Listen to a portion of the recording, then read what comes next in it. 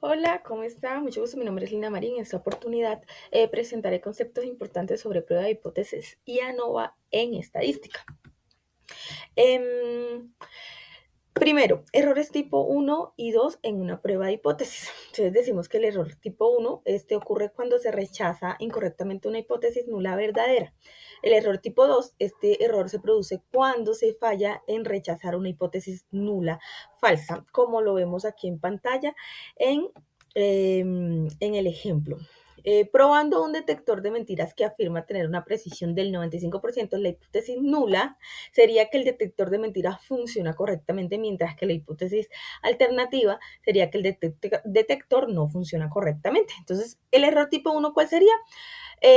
Cometeríamos este error si concluyéramos que el detector de mentiras no funciona correctamente cuando en realidad sí lo hace. Y el error de tipo 2, por otro lado, lo cometeríamos si concluyéramos que el detector de mentiras funciona correctamente cuando en realidad no lo hace.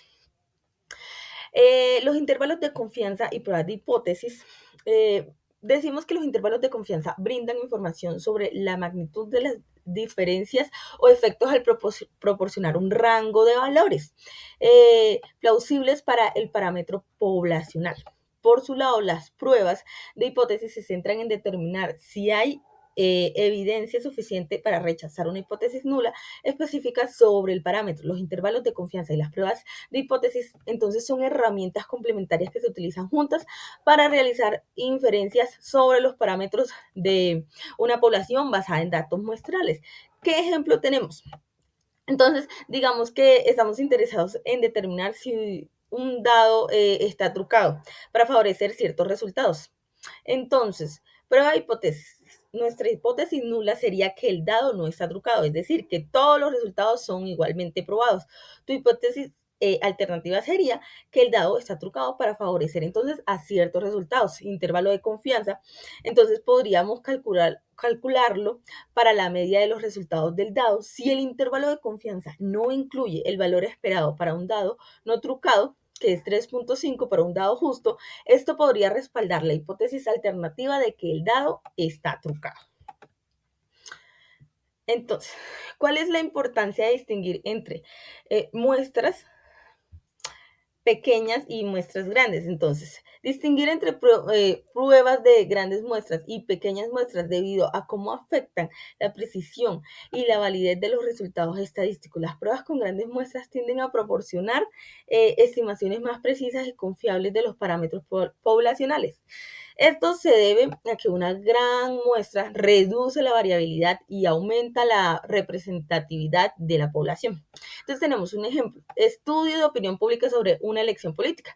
Entonces en una encuesta con una gran muestra de votantes probablemente reflejará con mayor precisión las preferencias de toda la población en comparación con una encuesta con una muestra pequeña. ¿Sí?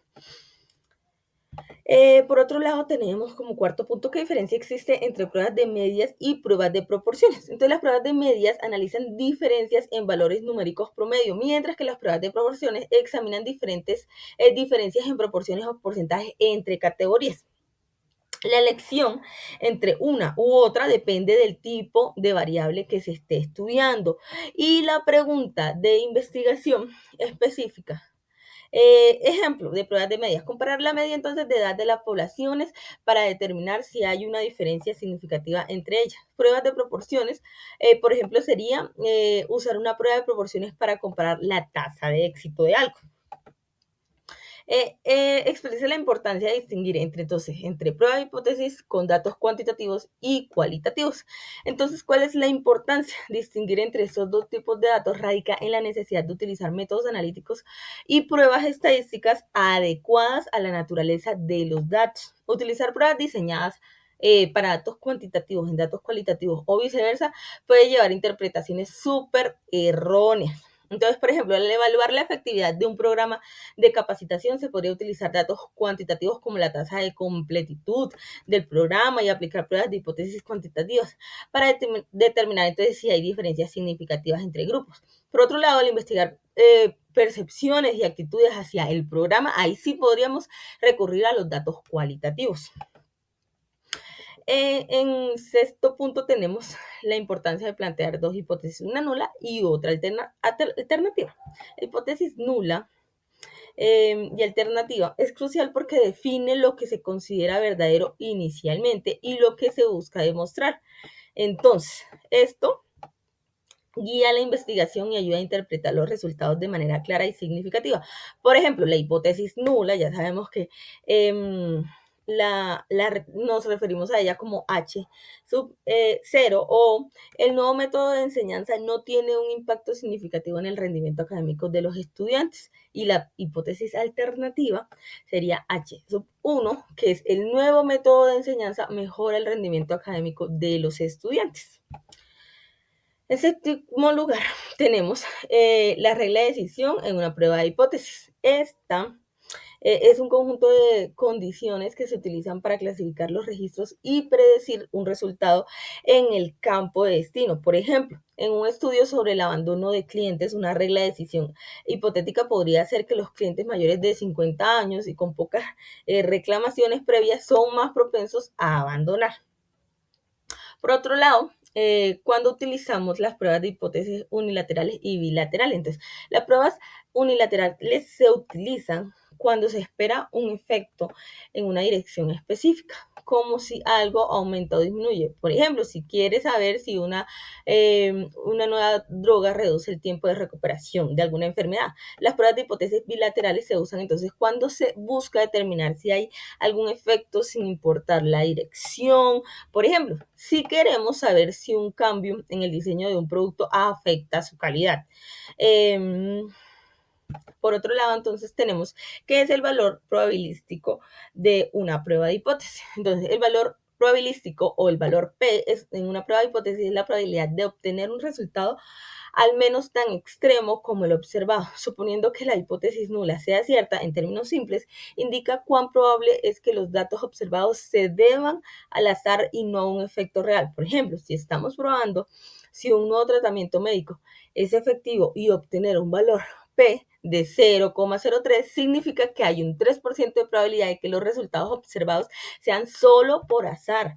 Y bueno, seguimos con el punto 10, expresa las diferencias entre las distribuciones de probabilidad chi cuadrado y t-student.